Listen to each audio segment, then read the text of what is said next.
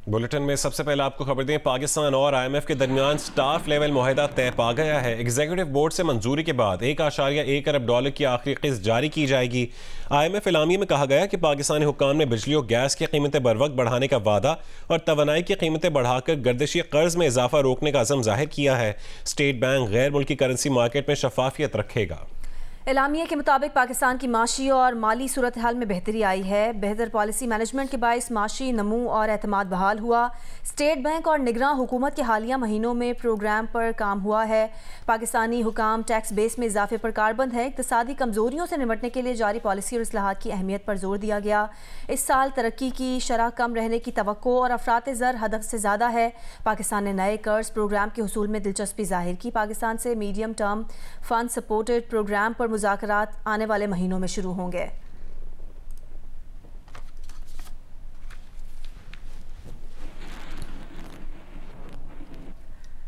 पाकिस्तान ने IMF हुकाम से सबसे तवील और बड़े नए कर्ज प्रोग्राम के इब्तदाई खदोखाल पर तबादला ख्याल शुरू कर दिया है। पाकिस्तान और IMF के दरमियान मुज़ाकरात की अंदरूनी कहानी सामने आ गई है। फेडरल बोर्ड ऑफ रेवेन्यू ने नए कर्ज प्रोग्राम के लिए रेवेन्यू प्लान तैयार कर लिया। जून में नए बजट के साथ अहम तरीन टैक्स इकदाम की तैयारियां की जा रही हैं। जून में फाइनेंस बिल के जरिए 9 लाख दुकानदारों को फिक्स टैक्स में लाने की प्लानिंग कर ली गई है। पहले मरहले में इस्लामाबाद, 4 सूबाई दारुल-हुकूमत के दुकानदारों को स्कीम दी जाएगी, जबकि थोक फरोशों पर भी टैक्स लगाने की तैयारी की जा रही है। बेनज़ीर इनकम सपोर्ट प्रोग्राम के अखराजात के लिए भी नया तरीका बनाया जाएगा। बेनज़ीर इनकम सपोर्ट के अखराजात वफाक और सूबे मिलकर बर्दाश्त करेंगे। सैलाब से मुतासरा अजला की तामीर नौ वफाक और सूबे मिलकर करेंगे। आइंदा बजट में सूबों से मिलकर रियल एस्टेट और ज़राअत को टैक्स नेट में लाने के इक़दाम होंगे।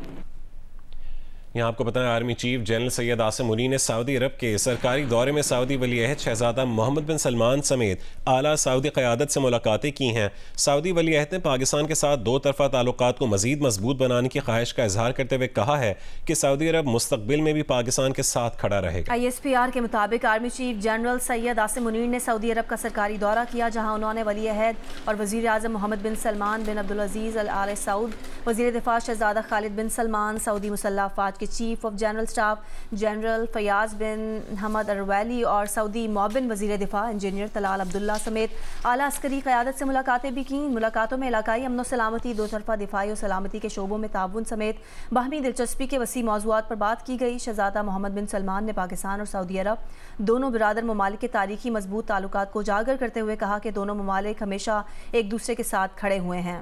सऊदी वली-ए-अहद ने दो तरफ़ा ताल्लुकात को मज़ीद मजबूत बनाने की ख्वाहिश का इजहार किया और कहा कि सऊदी अरब मुस्तक़बिल में भी पाकिस्तान के साथ खड़ा रहेगा। Army chief general Asim Munir ने पाकिस्तान के लिए गर्म जोशी पर मबनी जज्बात और हिमायत पर सऊदी क़यादत का शुक्रिया अदा किया।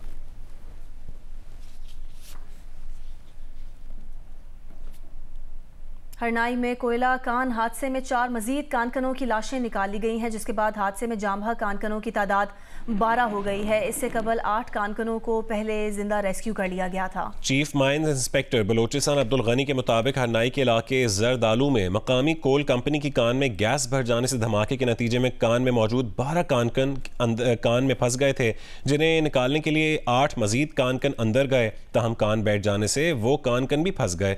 बाद में रेस्क्यू ऑपरेशन के दौरान कान में जाने वाले 8 कानकनों को जिंदा रेस्क्यू कर लिया गया। ताहम पहले से फंसे 12 कानकन जिंदा ना बच सके। रेस्क्यू ऑपरेशन मुकम्मल होने के बाद कान को सील कर दिया गया। वजीर आजम ने हरनाई में कोयले की कान में कीमती जानों के नुकसान पर दुख का इजहार किया है। वजीर आजम ने हिदायत की है कि जख्मी कानकनों को हर मुमकिन तिब्बी इमदाद फराहम की जाए। वजीर आजम ने कहा कि इस तरह के वाकयात इंतहाई तकलीफ दे और अफसोसनाक हैं। गम की घड़ी में मुतासरा खानदानों के साथ खड़े हैं। हुकूमत जख्मियों और मुतासरा खानदानों को हर मुमकिन रिलीफ देगी।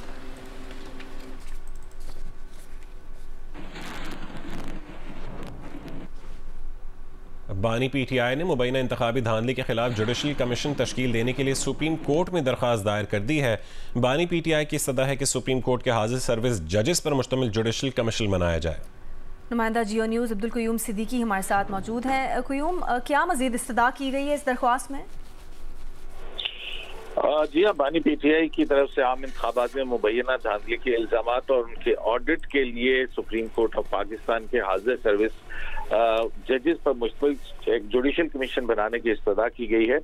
28 सफ़ात की इस आईनी दरख्वास्त में election commission of Pakistan Muslim League Noon, Pakistan Peoples Party Parliamentarians, MQM और दीगर को जो है वो फरीक बनाया गया है।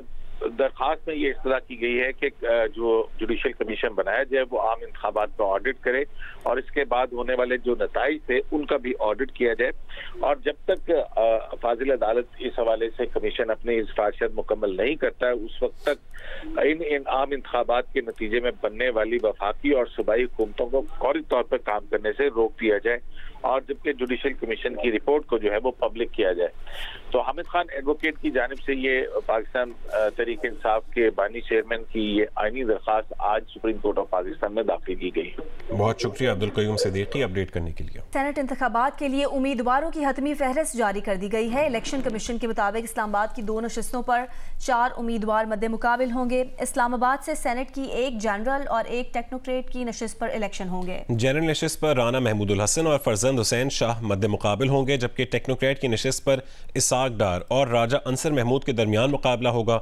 दोनों नशिस्तों पर इलेक्शन 2 अप्रैल को पार्लियामेंट हाउस में होगा।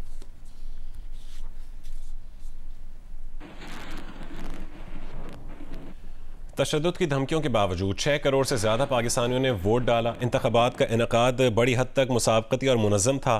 पाकिस्तान के जमहूरी इदारों को मजबूत करने का अज़म रखते हैं। अमरीकी assistant secretary of state Donald लू का बयान। कहा कि पाकिस्तान में 2024 के इंतखाबी नताइज की तालीफ में कुछ बेज़ाब्तगियों का नोट किया गया। इंतखाबी अमल में मुदाखलत के इल्ज़ामात या धोखादही के दावों की मुकम्मल छानबीन होनी चाहिए। डोनाल्ड लू ने मजीद कहा कि पाकिस्तान के इंतखाबात से कबल तशद्दुद के वाक़यात पर खुसूसन तशवीश रही। इंतखाबात से पहले पुलिस, सियासतदानों और सियासी इज्तिमात पर दहशतगर्द हमले हुए। कई सहाफ़ियों खुसूसन ख़वातीन सहाफ़ियों को पार्टी सपोर्टर्स ने हिरासा किया। आलमी इलेक्शन मुबस्सिर तंजीम ने कहा कि उन्हें मुल्क के तकरीबन आधे हलकों में वोट गिनती की ऑब्जर्वेशन से रोका गया। हाईकोर्ट के हुक्म के बावजूद इलेक्शन वाले दिन मोबाइल फ़ोन डेटा सर्विस बंद की गई। डोनाल्ड लू आज अमरीकी कांग्रेस पैनल के सामने पेश होंगे।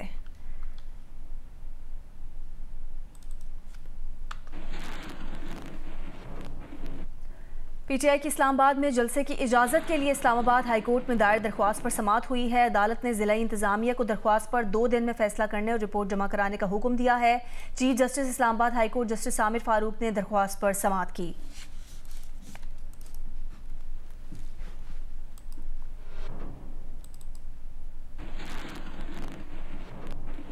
और वज़ीर आला खैबर पख्तूनख्वा अली अमीन गंडापुर ने कहा है कि अवाम रिश्वत मांगने वाले का सर फाड़ दें। कहा कि अवाम रिश्वतखोर अफसर की शिकायत उनसे करने के बजाय रिश्वत मांगने वाले अफसर के सर पर ईंट मार दे और नाम वज़ीर आला का ले। ये बात उन्होंने जीआई खान में गाँव में लोगों से खिताब करते हुए कही।